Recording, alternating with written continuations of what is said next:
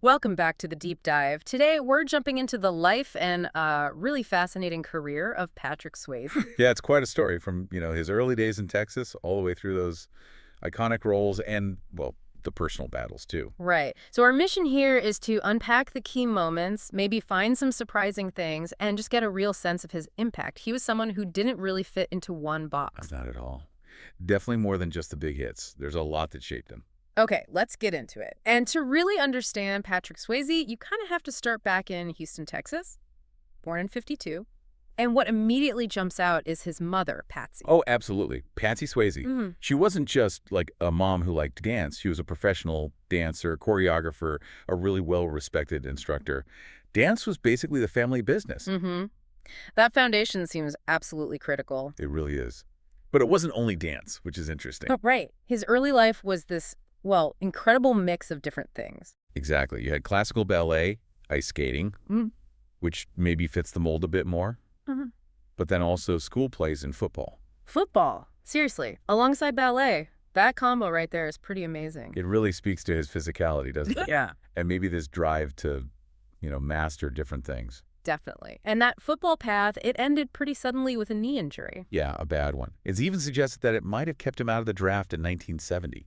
He had a low number, 141, apparently that got called. Wow, so that door closed early. How did he channel that energy then? Well, the physical discipline didn't stop. He got heavily into martial arts, wushu, taekwondo, aikido. Okay.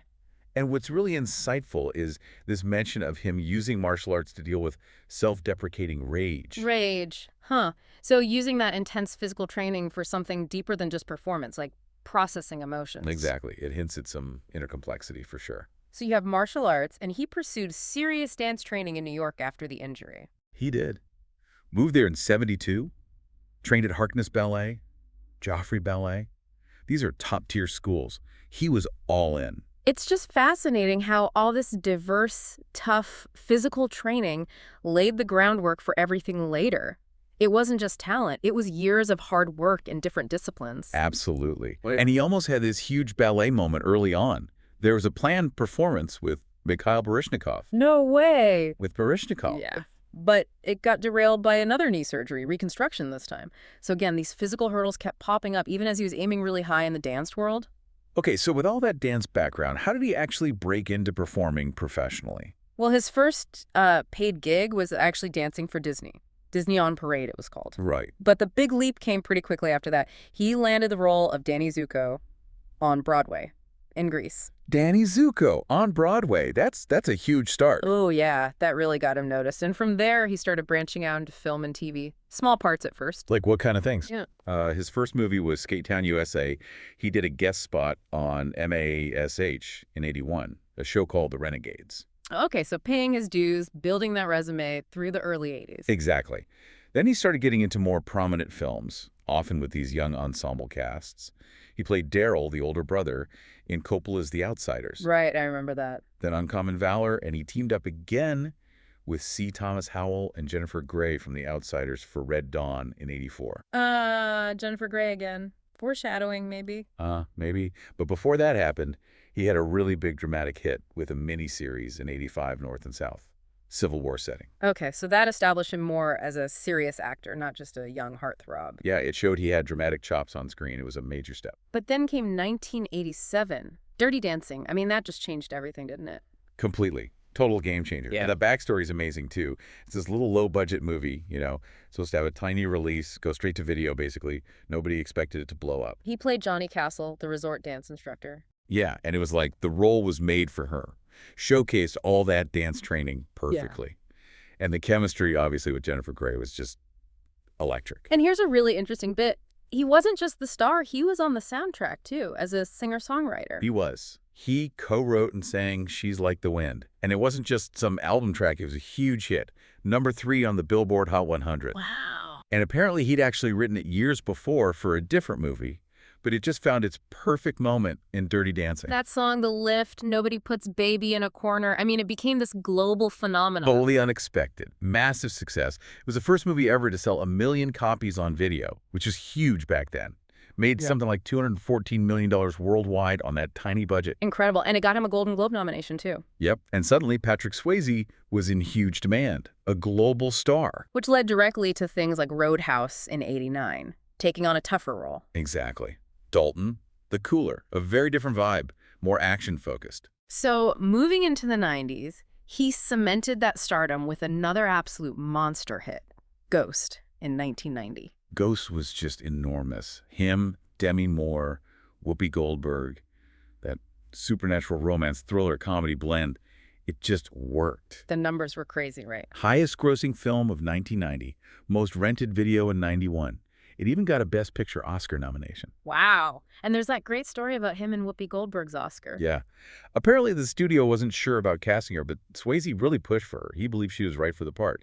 And when she won Best Supporting Actress, she actually thanked him in her acceptance speech. That's fantastic. Says a lot about him. It really does. And he got his second Golden Globe nod for Ghost. Yeah. And of course gave us the pottery scene. Yeah. Yes. An all-timer. Then just a year later, 1991, he pivots again with Point Break alongside Keanu Reeves. Yeah, Point Break, total adrenaline rush, surfing, bank heists, skydiving. And he leaned into the physical stuff again? Oh, yeah. He apparently did a lot of his own skydiving stunts for the film. Yep. Shows how that early physical background just kept paying off, letting him be believable as both a romantic lead and an action hero. That range is pretty incredible. Romantic lead, action star. It makes sense that People magazine named him Sexiest Man Alive in '91. He was just at the absolute top. Definitely. And he got his star on the Hollywood Walk of Fame in 1997, cementing that status. But right around that peak, unfortunately, he had a really serious physical setback. Yeah, May 1997. He was filming a movie called Letters from a Killer and had a bad accident. Fell off a horse, hit a tree. Ouch. What were the injuries? Broke both legs. Oh, And detached tendons in his shoulder. Really severe stuff. God, that sounds awful. And must have been career-threatening. It was a huge blow. They had to stop filming for 2 months. His recovery was really slow and tough. It seems like he had trouble getting back into work consistently until around 2000. Just shows the physical risks he took and the toll it could take. But even with that, he kept taking on really interesting, varied roles in the late '90s and 2000s. He didn't just play it safe. Not at all. Like Tuwong Fu, Thanks for Everything. Julie Newmar in 95. Him, Wesley Snipes, John Leguizamo, playing drag queens. That must have been quite a surprise for audiences used to, like Dalton or Sam Wheat. Totally. A complete departure. But it showed his range, his fearlessness, really. Yeah. A bold move, and it earned him his third Golden Globe nomination. And then there's that role in Donnie Darko in 2001, which has become such a cult classic. Yeah, he played that motivational speaker, Jim Cunningham, who seems so positive on the surface, but has this really dark secret, revealed as a closeted pedophile. Chilling performance. Again, totally against type. Exactly. Shows he wasn't afraid to tackle complex, even unlikable characters. He did other things too, right? Like Waking Up in Reno. Yep, Waking Up in Reno, King Solomon's Mines. Yeah. Oh, and a clever little cameo in the Dirty Dancing prequel, Havana Nights. He played a dance instructor. Uh-huh. Nice little nod. And one project that seemed really personal was One Last Dance in 2003. He co-produced it and starred with his wife, Lisa Niemi. Based on a real dance piece they did. Yeah, a fictionalized story around it. They even composed some music for it. Just underlines how important dance and Lisa remained throughout his life. And he went back to the stage too later on. He did. Took on big theater roles. Billy Flynn in Chicago on tour in the U.S., and Nathan Detroit in Guys and Dolls over in London's West End. Still a performer across different mediums. Wow. And even voice work in The Fox and the Hound too. His last film role was Powder Blue in 2009 with his brother Don. Yeah, acting alongside his brother right at the end there. Moving beyond the screen, his personal life. That relationship with Lisa Niemi seems like such a constant. It really does. Married 34 years, right up until he passed away.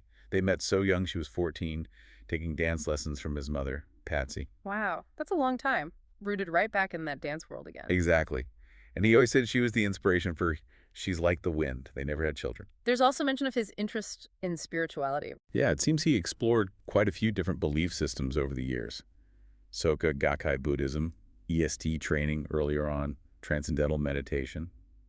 Sounds like he was genuinely searching for meaning in different places. He was also really open about struggling with alcohol at one point. He was. Talked publicly about a pretty long battle with alcoholism, about 10 years, Especially after his father died, he went into rehab back in the 90s. And he actually stepped away from Hollywood for a bit then. Yeah, took a break from show business during his recovery, focused on raising Arabian horses. He had ranches in California and Vegas. His most famous horse was named Tammin. Sounds like it was a really necessary period of healing for him. Another interesting facet. He was a licensed pilot. Right, another skill, FAA licensed. Yeah. And that part of his life had a couple of dramatic incidents. Well, in 2000, he had to make this emergency landing in Arizona.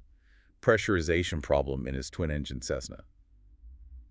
He clipped a light pole on landing, but thankfully he wasn't injured. But weren't there initial reports about intoxication or something? There were. Some witnesses at the scene claimed that. But the official investigation, the NTSB report, concluded something different. They determined his impairment was likely due to physical factors like carbon monoxide exposure from the engine, plus the effect of hypoxia from the last cabin pressure and heavy smoking, not alcohol that was accessible during the flight. Okay, so the official finding points away from alcohol being the cause of impairment in that specific incident. That's important context. Absolutely. Then there was another incident in 2006, an engine failure, while Lisa was actually flying the same type of plane. They landed safely again, but after that second scare, they decided to sell that particular aircraft. Which brings us sadly to the final chapter, his illness. Yeah, it started in late 2007.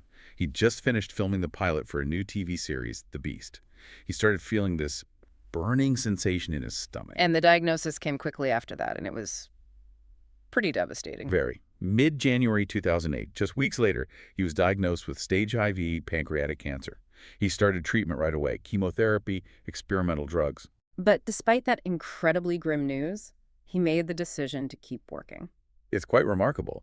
He chose to go ahead and film the entire first season of The Beast while undergoing treatment. Just incredible display of strength and dedication. There were a lot of tabloid reports flying around then, weren't there, about his condition? Yeah, constantly. Often conflicting stuff. He sometimes pushed back, denying early reports the cancer had spread widely to his liver, though later he did tell Barbara Walters there was a tiny little mass, but that he was kicking it. Yeah. He was fighting hard, publicly and privately. That fight was so visible when he appeared at the Stand Up to Cancer telethon in September 2008. Oh, that was incredibly powerful. He looked frail, but he spoke so movingly, asking for donations, talking about dreaming of a cure. He even stayed after to talk with other cancer patients. Just immense grace. But his health struggles continued. They did. He was hospitalized with pneumonia in January 2009, which can be a complication. And then, sadly, the confirmation came in April 2009 that the cancer had spread to his liver. He was a longtime smoker, wasn't he? He was.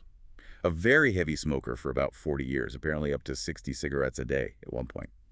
He acknowledged himself that it likely played a role in his illness.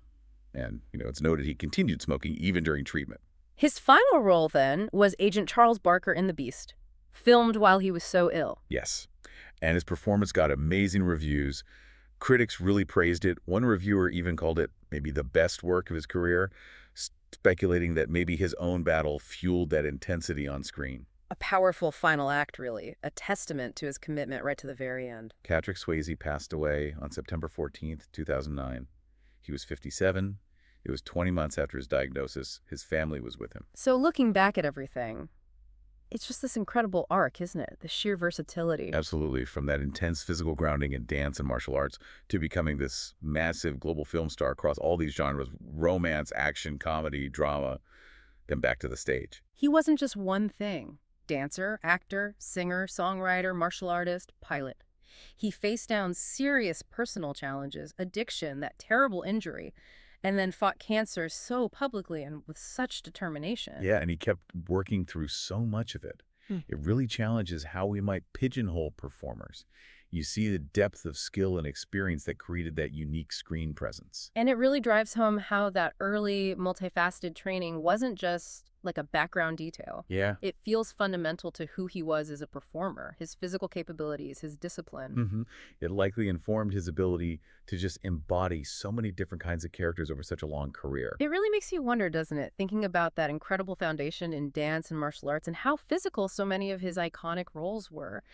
How much do you think that early, intense physical training really shaped not just his ability to play those diverse characters, but maybe even his resilience through everything else life threw at him? Something to think about.